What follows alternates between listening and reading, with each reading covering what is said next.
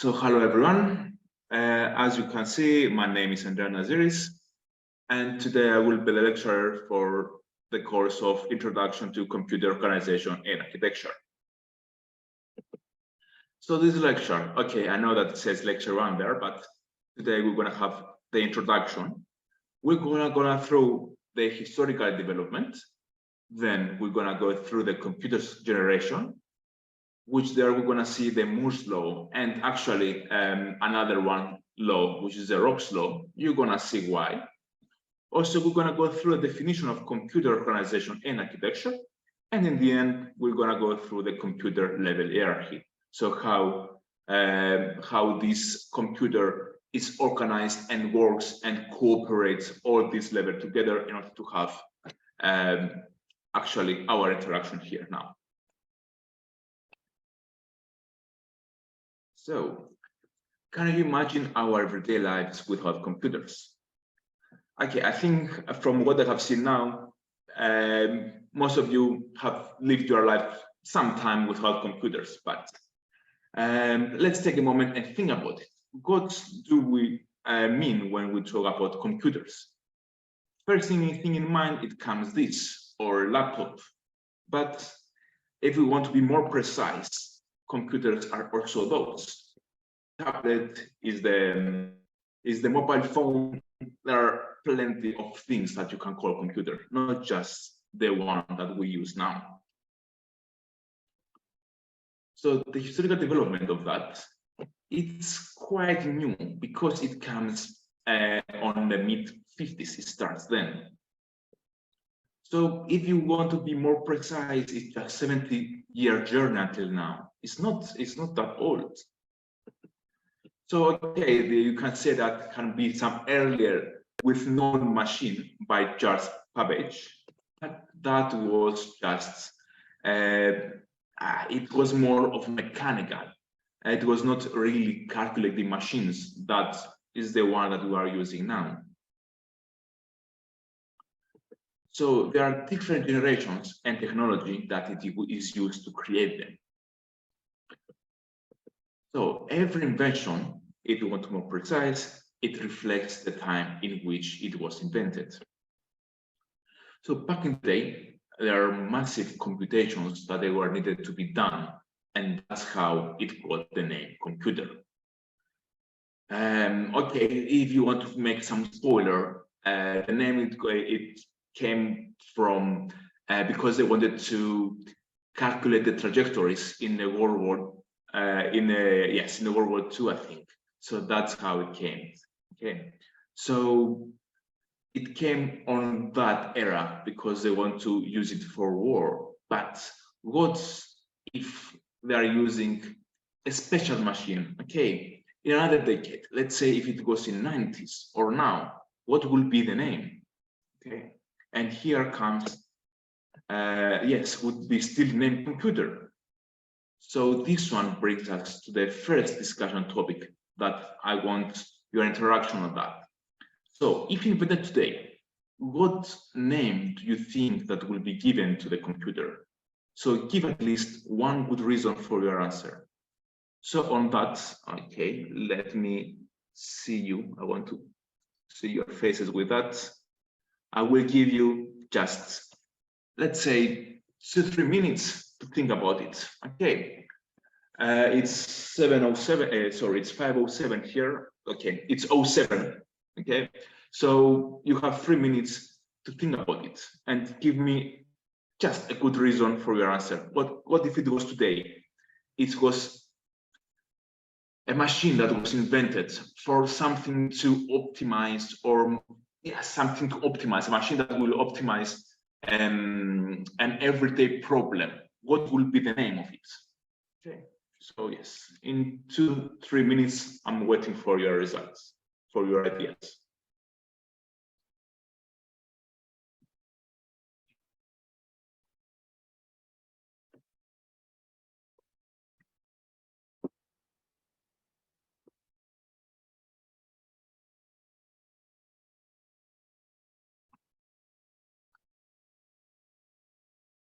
So feel free to write your answers into the chat.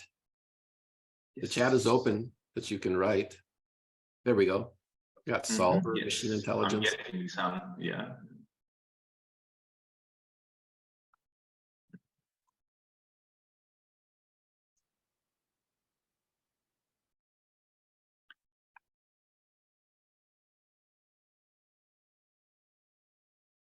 And also about the reason, tell me a good reason why that.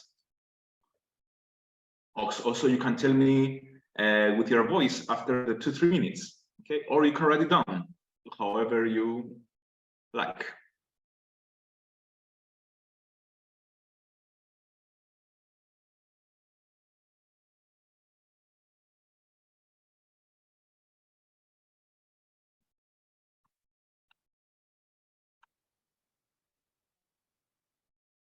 Another minute.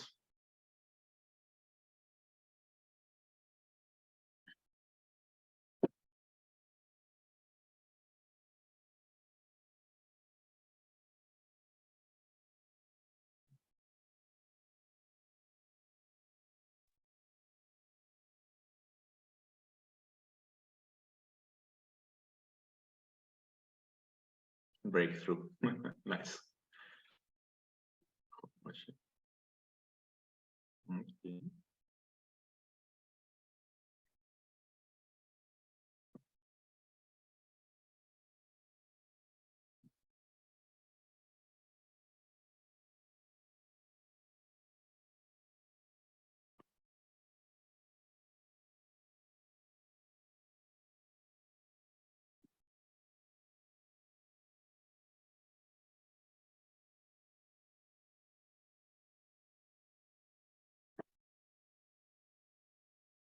Okay. So I have some good answers here. Let's go from the start. A new message. Good morning, just enter at 10:07. Okay. So, let's go from the start. Okay. I will reach 2 or 3 just to, yes, to be on time. So, machine intelligence. Okay, that I can understand. It's easy and very. You don't need too many things to understand that, what it means. What else we have here? Working technological companion. Okay, that's also a good one.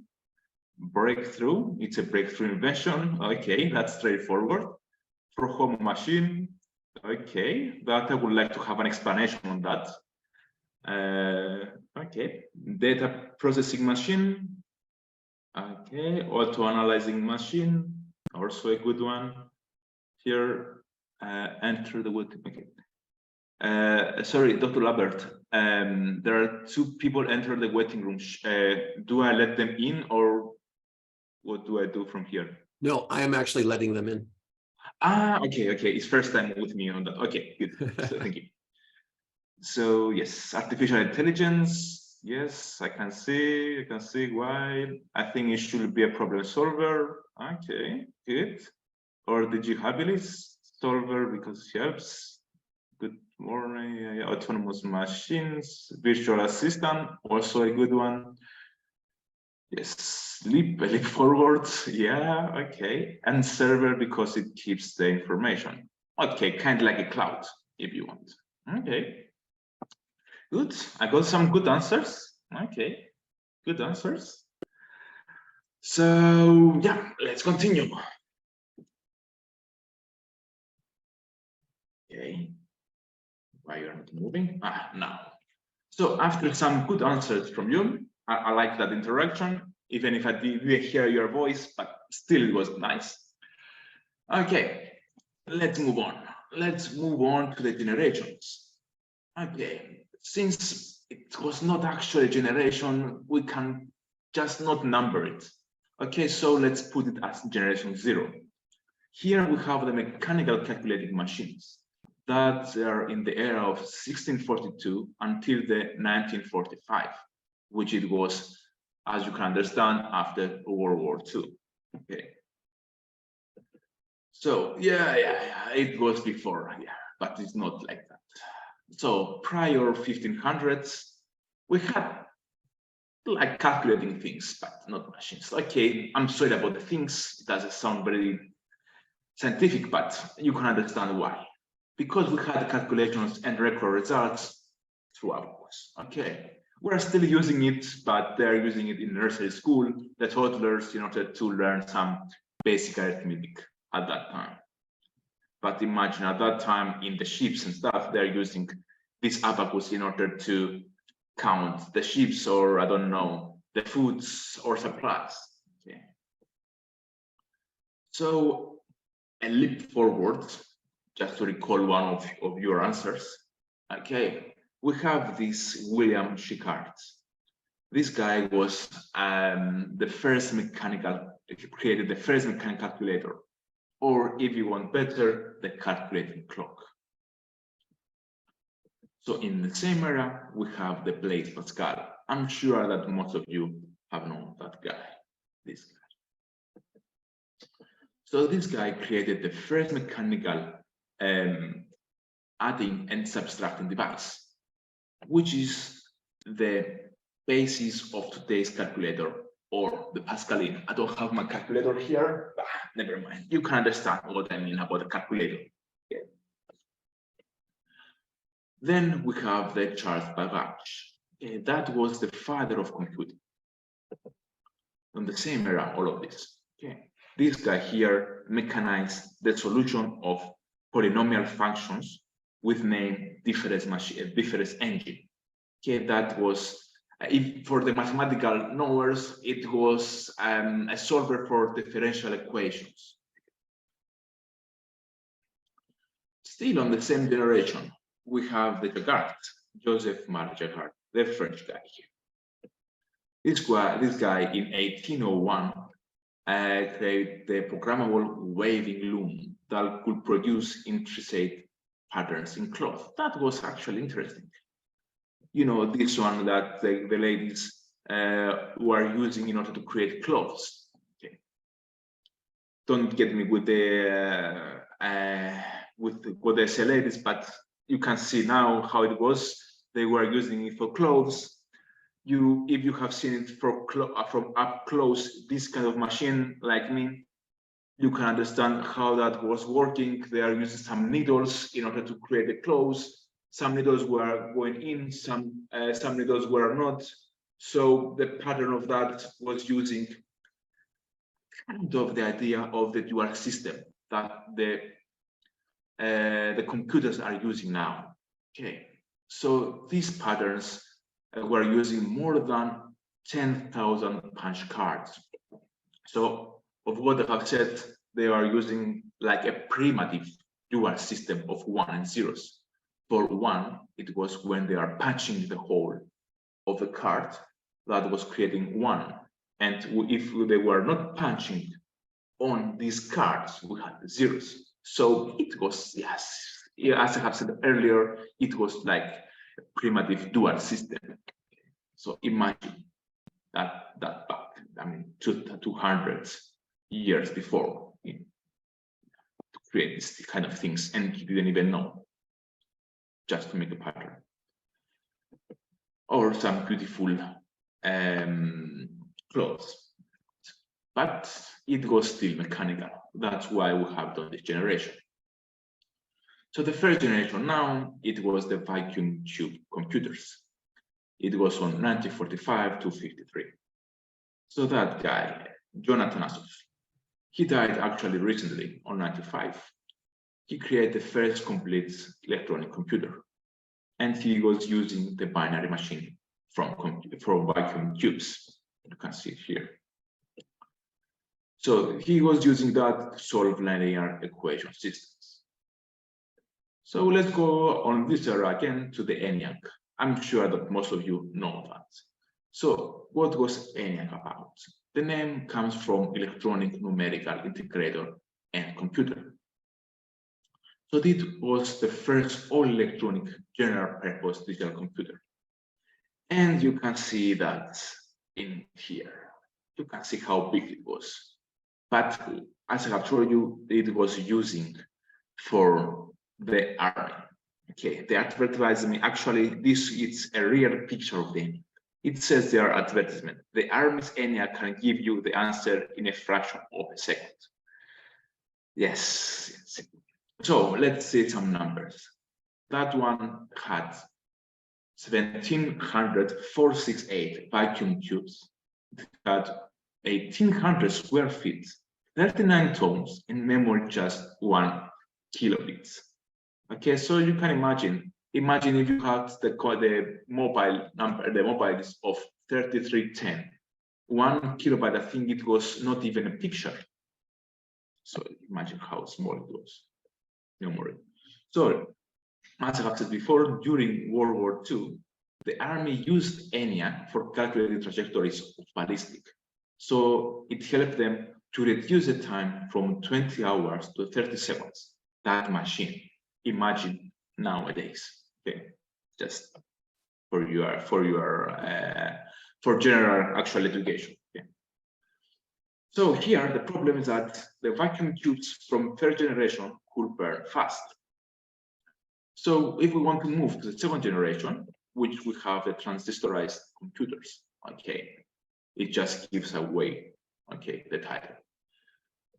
So here we have, as we have said, the introduction of transistor in the second generation, which brought a revolution and a new era in the computer industry, along, of course, with the radio, TVs, and these supplies. Okay. So the transistors, they need less power than vacuum tubes. They were smaller, they were more reliable, but they were still bulky and expensive. So here we can see of that era, a computer, if you want, a CTC 6600. This one had 10 million instructions per second. It could have 128 kilowatts of main memory. That means 10 word 2 bytes, and the result was 20 bytes. So let's move to the third generation, which here we have the integrated circuits computers, or if you, for the people that know about that, the ICs, okay, from integrated circuit. Yeah, it's here. So integrated circuit or microchip, if you want, that you created from silicon or germanium, it were computer industry based. So the early ICs, there were thousands of transistors in a chip at that time, not now, at that time, at that generation. They were smaller than a transistor, with computer faster, smaller, and cheaper. So instead of having one transistor, you had plenty, but condensed in one IC. Okay, if you want to go and search through the IC, you can see that some of them have 3 or 4. We were using it in the bachelor in order to create one IC. Anyway, unnecessary information. So here on that era, we have the IBM System 360 on the right. Okay, that one, it was one of the first commercial computers. And here on this generation, we have the dawn of multi-programming. So we're moving now to the fourth generation. We have the VLSI computers. From 80 to, you can say now. So on this fourth generation, we have more transistors added on the chip, if you want to sum it up. Okay. So we have on this era various levels of integrators. We have the SSI, which is short for small scale integration, which is inside we have 10 to 100 components per chip. Imagine that. We had the medium scale integration that comes from the MSI, which there we have 100 to 1,000 components per chip. We have the LSI, that is short for large scale integration, which has 1,000 to 10,000 components per chip. And the VLSI, which is very large scale integration, which you can see the impressive of a chip to have more than 10,000 transistors in each one. So imagine the technology of that. So yes, and VLSI marked the beginning of the fourth generation of computers. So the 81, back in 81, at the start of this generation, the IBM introduced the PC, the personal computer, the one I'm using actually now. Okay, I don't know if you're using desktop or something, but yes, we have the first PC, the personal computer, at that time. So it's 42 years now. So the IBM's architecture still the de facto standard for microcomputing with bigger and faster systems. Since the 60s, the massive improvement in price performance with VLSI technology. Now, what about the fifth generation? Some people say that they split it, that we are already on the fifth generation. Okay. But some of them say that we're still not there. So what people think that's fifth generation, it's about, it differs. Some people say that the generation of neural network, we are actually on it now. We're on, it's on the generation of the DNA and plenty of those. Okay. A quantum computer we're gonna see later, it's still on this generation. Yeah, it's mixed. Some people say they are still included on fourth generation. Some other people say that in fifth generation, yes, it differs. Some people, they have this conflict on that. So let's move now to the Moore's law. So how densely, the question was like, how densely can we pack chips? So every year define the limits.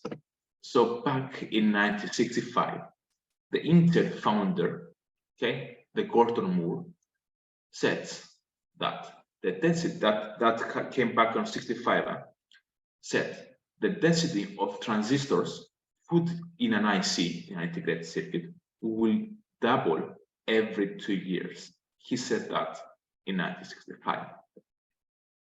But now, with the current version, this translates as density of silicon chips doubles every 18 months. Now, the Moore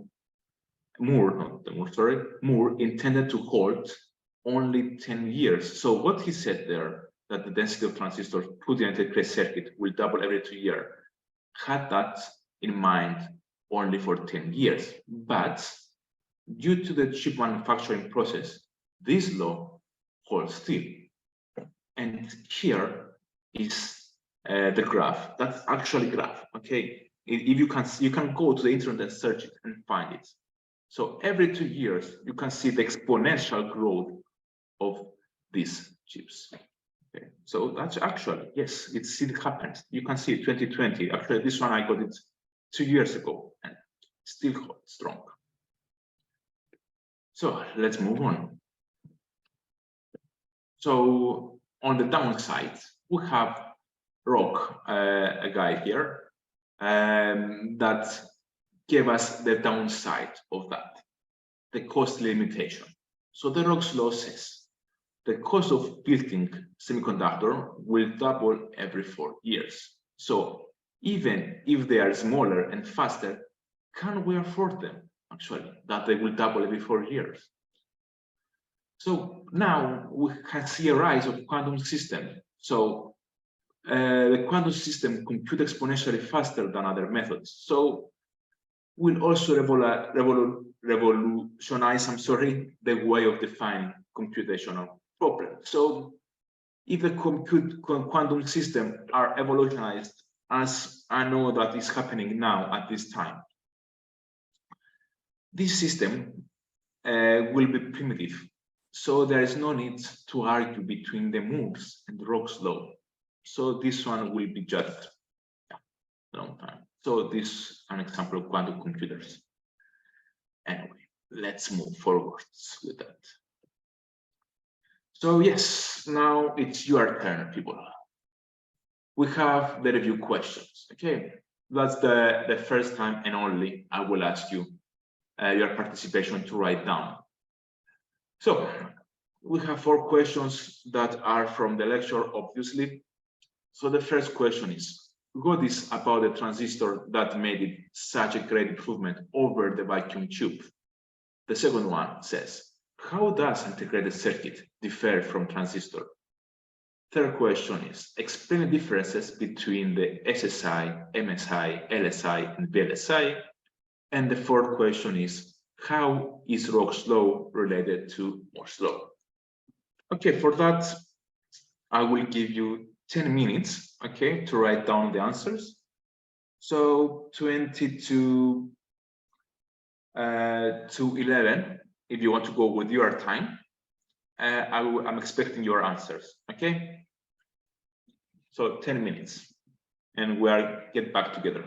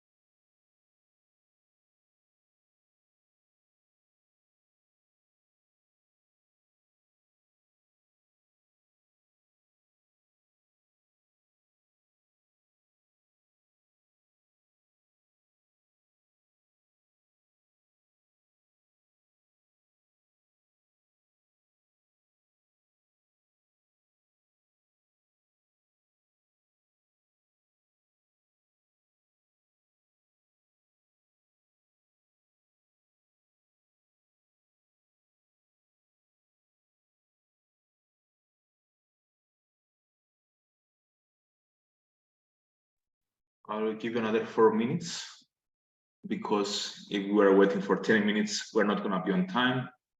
So yeah.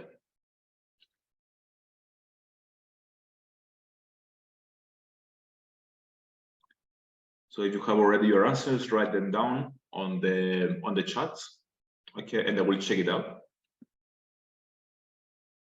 Okay, I can see already answering. Nice.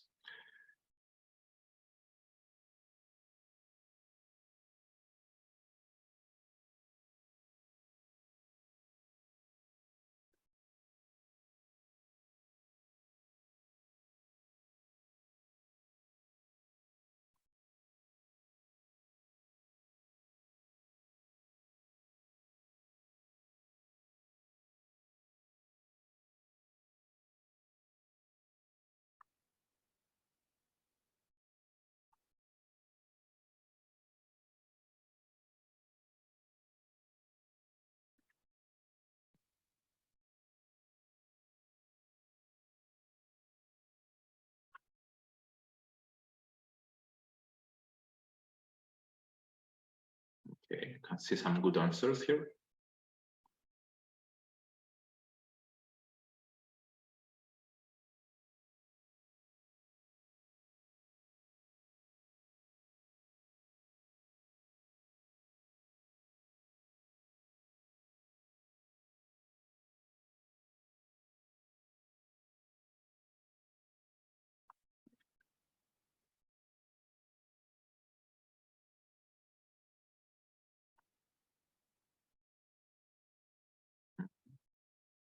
Okay, think I got all the answers here from what I can see from the chat. Good, good, good. Let me see if I have everything here. I have the moves, I have the second one, I have the first, I have also the third one. And the number.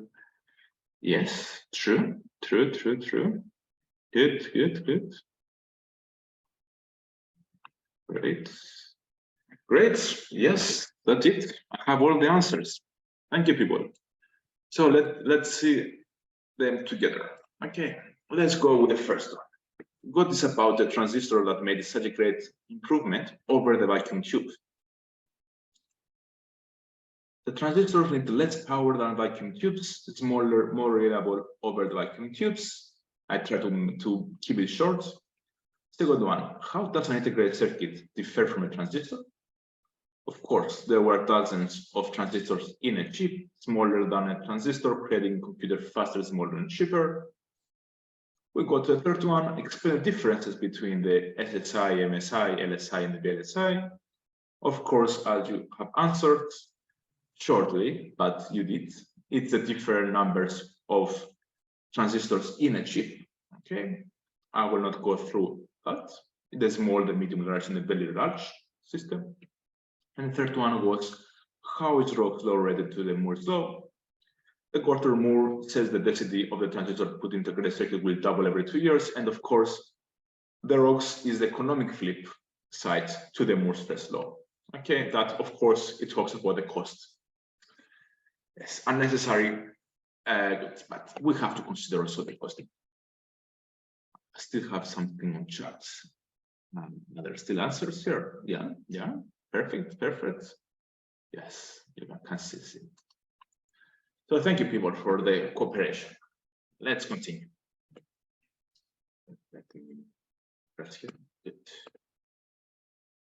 So yes, I have these two. I just underlined the important here. So computer scientists writing a complex, always writing complex program algorithms that with designing computer hardware eventually has to run them.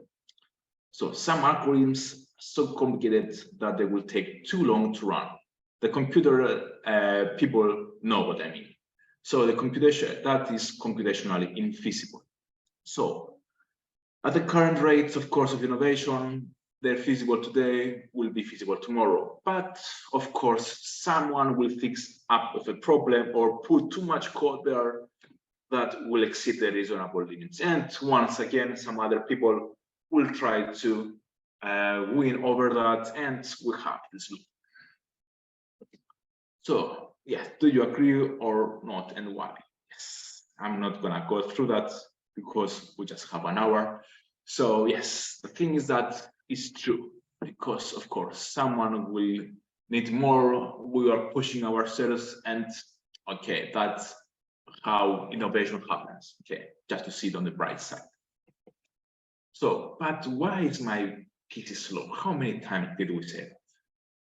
So before we optimize something, try to understand, let's see it from the PC point of view. You cannot give your little niece to decide what you're gonna put in your car, because the results are known. So let's go to the definition of computer organization architecture. So the program optimization and system performance or tuning beyond, there are important motivations to learn how the PC works. So we're at compilers, but before that, we have to first understand the hardware environment within the compiler will function. So we have large, complex, and real-world systems that will floating point arithmetic operations. So the fundamental relationship between the computer hardware and aspects of programming and software components in computer systems. Therefore, it's important to understand the interaction between the hardware and software. So that's what it's all about. We have to understand the interaction between those two, hardware and software. So when we put all components together, okay, we get the computer systems. And that study is the computer organization. So the computer organization addresses some issues like control issues. That means how the PC is controlled, the signaling methods, the memory types, and what includes all physical aspects of computer systems. And that's how the computer works. So the computer architecture focuses on structure and behavior of computer system and refers to logical aspects and system implementation as seen by programmer. So the computer architecture elements come from instruction set formats, operation codes, addressing modes, and input and output mechanisms. So the computer architecture for a machine is a combination of hardware components and is instruction set architecture, or ISI. So the ISI is an interface between the hardware and software. If you want better, you're a translator to talk with a computer. So the architecture of a system affects logical execution of programs. So, and that's how to do the data design and computer because of that. So the computer organization architecture helps you to deeper understand of computer and computation, and is actually the heart and the soul of computer science. So now let's move to the computer level hierarchy. So we have the physical components and we have the high level languages. Let's say C++. Those two, though, have a gap. Here, we need to be practical and eliminate this gap, this semantic gap. So the programming teaches us to divide and conquer. So by breaking down a large problem into modules and design separately, and then interface with each other. So the computer system organization uses divide and conquer, as we have said. So the machine built in a hierarchy of levels, so each with specific set of functions. So in order to cooperate with other levels when necessary. And here we can see the 7 levels. Okay, the other one is the level 0. So the level 6, we have the user, us. So this one is composed of application, which everyone are most familiar. Let's say with the Office, how to run the programs. With the Office, with let's say Word, Excel, PowerPoint, I don't know, maybe graphic packages, graphic of the computer, how to create them, or games for the kids, or for us, if we are a gamer. Also, we have the rest of the levels nearly invisible in comparison with level 6. Okay, the rest of them you cannot reach them. It's more of the level 6. So the level 5, we have the high level language. There are here some languages like the C, C++, Fortran, Pascal for the elders you want. So here we have the languages which are translated to machine language. These languages are translated through compiler. So the root is the language C, let's say, the compile language, the assembly language, and the machine code. So we're moving now to the level 4, which there we have the assembly language, which there includes a type of assembly language. Here we have the one-to-one translation. That means one assembly language instruction is translated to exactly one machine language instruction, not to be precise. So there are separate levels that help reducing semantic gap between the high level language, let's say C++, and actual machine language, which is the 0 and 1. So we use the C++ to write down the coding, blah, blah, blah, blah, blah, blah, blah. And this one goes to the 4, which is the assembly language, which is the language that understands. So let's say I'm talking in Greek, you understand English, so you write it down, the high level C++ to you, it comes to you in 0 and 1 from English language. So yeah, that's the way you can understand more or less how it's going. So we go to the level 3. We have here the system software. So here we have the operating system instructions, which is responsible for multi-programming, synchronized processes, and protecting memory here. Yes, I wish I had more lectures to tell you more about this because it's just the titles here. Anyway, so this one is often translated instructions from the level 4, so that just come here are modified. Okay, so you get already translate instructions from level 4, so you don't change anything here. Now we move to the level 2, which is the machines or instruction set architecture, or the ISI. Here consists of machine language recognized by the architecture of that computer system. So here we have the written programs in computer machine language on a hardwired computer, which executed directly by the electronic circuits. So here we know there is no need of translator or compilers. Now we move to the control. Okay. So the control unit ensures the instructions are decoded and executed properly. So the control unit also ensures that the data they are moving where and when should be. So this one is like a data bus. Okay, it's like a police officer in the road. It says where something to go. Okay, you can move now, you can move now, you can go there, you can go straight, you can go on the right. Just that. In your mind, it's better to have it as police officer and on the road. So the control unit translates machine instructions that pass it one at a time. Yes, is what I've said, from the level above, causing required action. So is the one that says where to go, which to who has to move, where has to go. Yeah. So the control unit has two ways of design. The one is the hardware, and the other one is the microprogram. So the hardware design. The first one is the control signals originate from blocks of digital logic components. So the signal direct or delivers, if you want, all data and instruction traffic to appropriate parts of the system. So the hardware control units, they are very fast because the physical components, but once implemented, they are very difficult to modify because of the same reason. So the control of the microprogram design.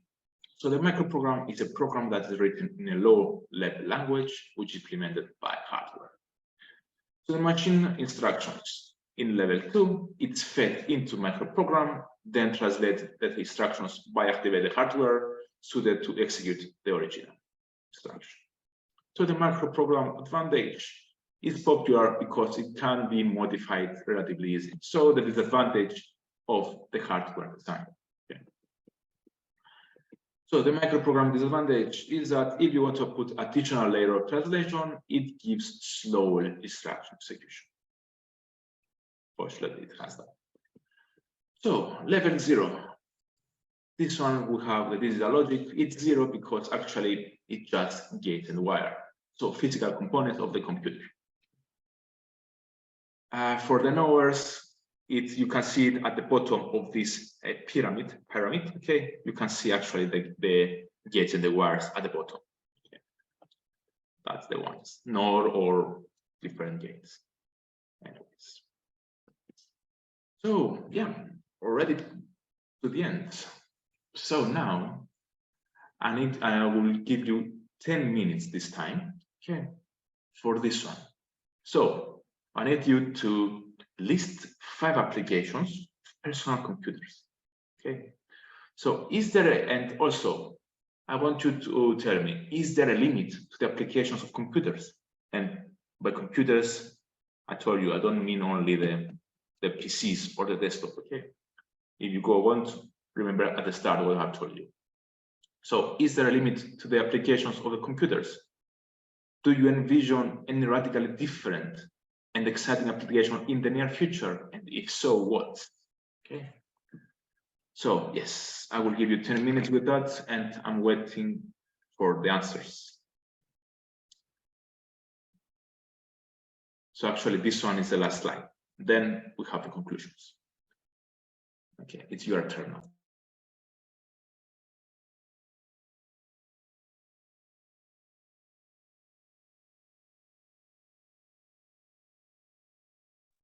Mr. Robert, you're also welcome to join. on that. All right.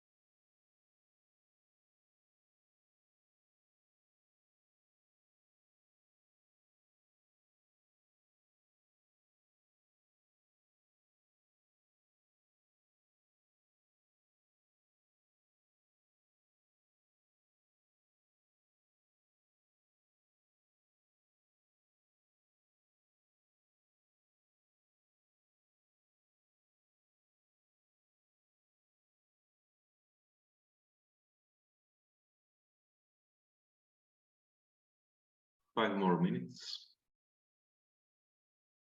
I already seen some good answers here.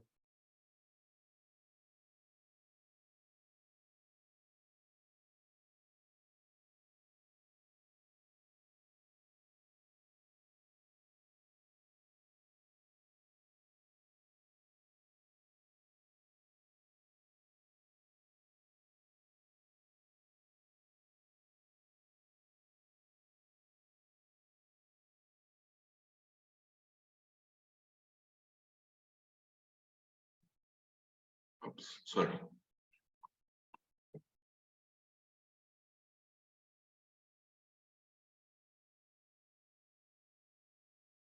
Yes, Dr. Albert, if you artificial intelligence, yes, can do that. If you put enough information, yeah, yes. Or even not. Artificial intelligence, it doesn't need any information because they're still in clouds. So artificial intelligence can build their house on its own, the machines. I believe so.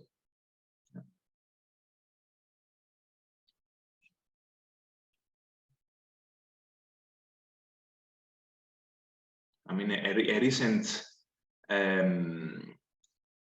experiment of mine, I was asking the ChatGPT, and I really got some good information on that. I mean, with just asking something. So I can imagine that AI can do, yeah, way more than that.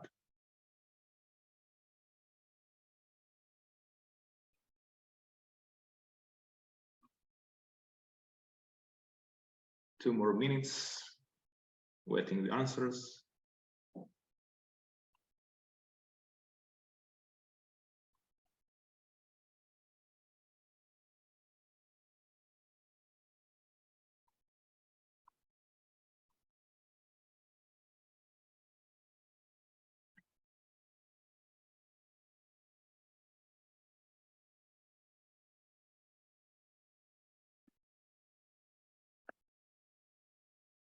Okay.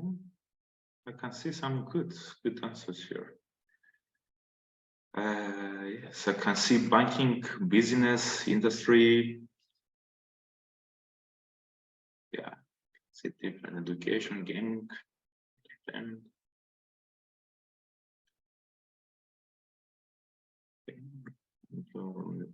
no limit. Yeah. I've heard recently that artificial intelligence can actually create short scenes for a movie. Yes, even I think if I'm right, I've read somewhere the last weeks or months that artificial intelligence won the first prize on a painting competition. And they had some problems with that because they said that it's not human. So how can they paint that good? So yes, artificial intelligence is I can say it's really like it's more miracle, but we need to just check a bit with ethical there. It's just a bit, it's a bit a gray area. So did it actually paint it or just produce it digitally? He produced it digitally. Wow. So yeah, it was a competition with the humans and won. So yeah, that's what I'm saying. It's a really gray area. It will take hours of discussion. This one. Yeah, it's a novel topic, to be honest. To do that. So yeah, the time is up. It seems that computers are into every part of human work, life. Yes. From medicine to construction to business, marketing, research. Where else could it go? Is that what you're asking? What else? Where else could it? What other part of human life could it be useful? Is that what you're saying? Yes. What would top it? Nothing will top it. My experience and my opinion, yes, that it can go in infinity. It can go in the to infinity. It can just not stop. It's it has so many things to do. I have seen many good ideas. I have heard about more, and it is still expanding and will be expanding at least for the 50 years and more. No, it's it will continue. I mean, I don't think it's gonna stop. I see one thing by Eunice Dube where she talks about interactive content. Do you think there's enough interactive content, or is there just is that like a lot more potential to be explored? There are a lot of things to be explored with computers, with computing, with okay, people every day think of different problems to solve. So in my opinion, as long as we have ideas to improve our lives, then we will have more machines and to make our life easier and process our life further and further. That's my opinion on the subject. I think you cannot stop the evolution, but as you have said before, with the AI, we just have to be a bit conscious how we use it, because as we know already, we have some bad experiences with the wars, how people they use this technology in their for their own good. So we just need to keep it. One thing I don't see in all of these answers that I'm looking through is anything to do with agriculture or food production. No one's actually mentioned that from what I see so far. Yeah, I have the same thing. And that would be a critical part of the future. Yes. Actually, what are your thoughts on agriculture and food production for the future use of computers? Actually, in this lecture, actually, I'm teaching this lecture in EUC in Cyprus, in a university, And the third lecture is talking about agriculture, that they are using agriculture in order to make our life easier. And it started actually with the ox. We're using the ox. Now they're using 2 oxes, and it goes more. And now they're using some machines. And in order to make their life easier, tractors, they're using now some process of the food to help the animals be more productive or be more healthy. The machines that they are using for the cows to help them produce more. Yeah, so many things. I cannot name them now, but for each area of our lives, the machines can help us to make our life easier and take them a step further and do more. And because once people can see some evolution of that, they can think of something else, so they can build on each other and take humanity hand by hand. And yeah, that's my smart digital manufacturing, computer, robotic. Yes, you're right. I cannot see either something on agriculture here. Education, mathematics, limits, debating. Yeah, okay. I've got some answers here. One other thing I don't see in this list is like counseling, psychological counseling. Do you think computers would ever be human counseling? Yes, it's what you have said actually at the start. It's with the AI. This will play this. It's kind of close with the AI, with the informations about life. Yeah. This one I cannot answer, fortunately. I don't know how close can go to the neurons. This one, I think it can go close to the neural networks with the AI. I don't know. I don't think that computer with. I think computer, it takes more informations. It gathers informations from different books, different information that you put on the internet, on the cloud. But thinking on their own, don't think that. Maybe it can take some advices from psychologists that they publish it on the net. But thinking on their own, I don't know. I really don't know. I don't want to say no, because I don't know how the life will bring it. But I'm on the I don't want to give an answer on that now, because I'm closer to know. Anyway, let's proceed to the end. We can see here the conclusions. We can, computer generations. We have talked about the definition. The definition of computer organization architecture. How does a computer work? How to design a computer? We have seen the computer level hierarchy, and that concludes my part. If you have some questions with today's lecture, please let me know.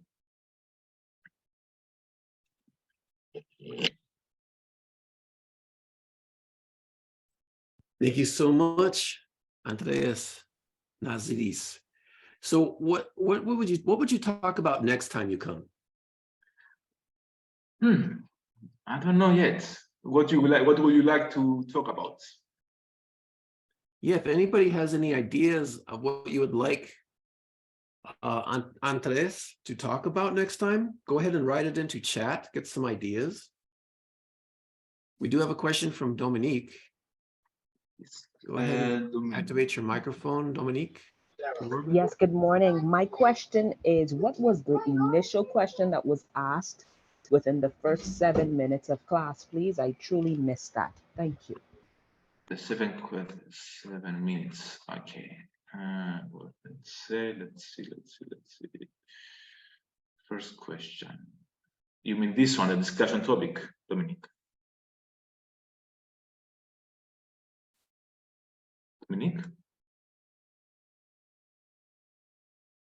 Dominic, sorry, can you check the first question? Yes, sir. This question here. Can I have a minute to type it, please? Yes, of course. Thank you. And can we get the slides, sir? Of your Sorry? presentation? Can we get your presentation, please, to download? Yes, of course. I can send it to you. Yes. God bless you. Thank you. Andres, there's some interesting, there's superconductivity technology is one thing you might talk about, or cybersecurity, or various programming languages. Okay, let me see. Let's go to the superconductivity technology. Let's be about programming and cybersecurity. Okay, that's interesting. Various programming languages. Okay. Fifth industrial revolution will be interesting. Okay. Programming languages. Okay. I'm not that keen on programming languages, so I don't want to mess you up with that. We can talk. We can have a brief introduction on that if you want. Yes, the difference of MATLAB or blockade using C, C++. Yes, fifth industrial revolution. Do you have any insights on how computers could be taken to like the rural areas of Africa or other countries so that the children can have computers in their schools, but take care of those computers so they're not like vulnerable to weather conditions, and so they're like more durable? Is there any way? You mean like sealed, to be sealed, the computers, or to be more water resistance? I guess something like that, so that computers could be more accessible and dependable and reliable in rural areas. Okay. I can't think about something here. Yes. Okay. So a way to keep them working even in okay, quantum computer, computing. I see here. I mean, you insight on quantum computing. Okay, you like the quantum computing, huh? Okay. You might also consider talking about infrastructure so that internet connections can be improved around the world. Okay, this one can be, yes.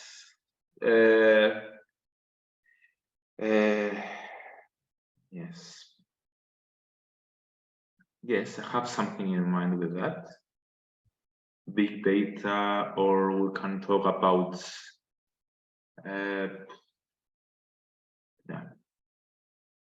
Swift.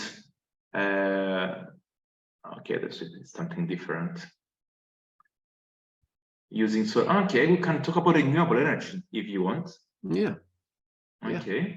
I can give you an insight on solar energy, wind energy. Yeah.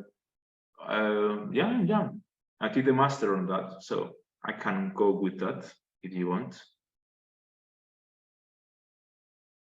We can talk also about charging electric cars. We can go through non-conducting machines. I think renewable energy will be good. Programming languages, mechanical system influence. Okay, most African countries. How to reduce? Okay. Okay, rural use of computers using storage. Okay, we can go do something with the rural use of computers using renewables. Yeah, because we're thinking that if you take ChatGPT into the schools of rural countries around the world, and the children can actually ask any questions and get all kinds of answers, they would learn so fast and be so efficient. It would be revolutionary. It's like an app. You're using the app, and yes. Okay.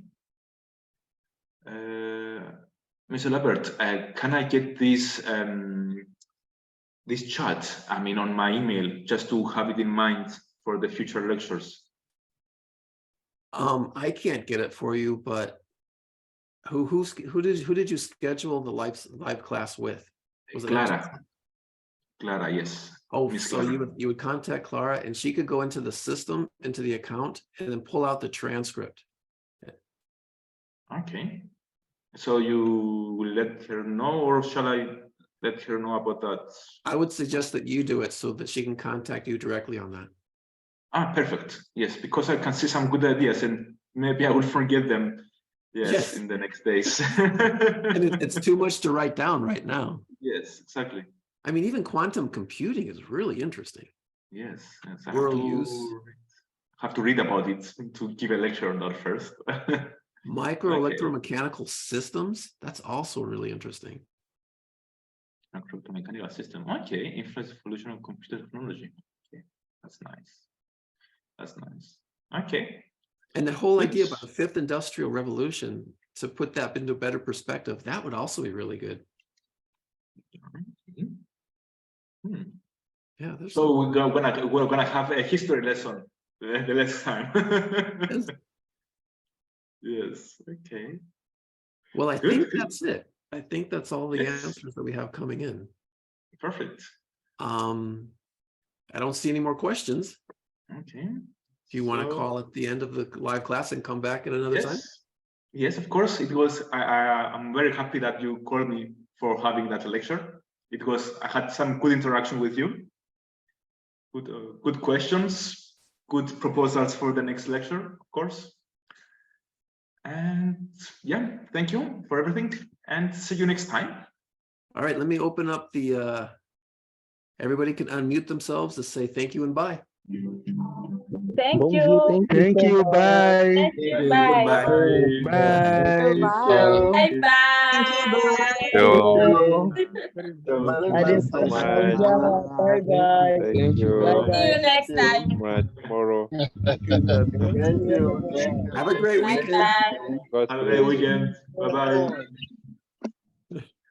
Please, can we next speak about cybersecurity or something like that?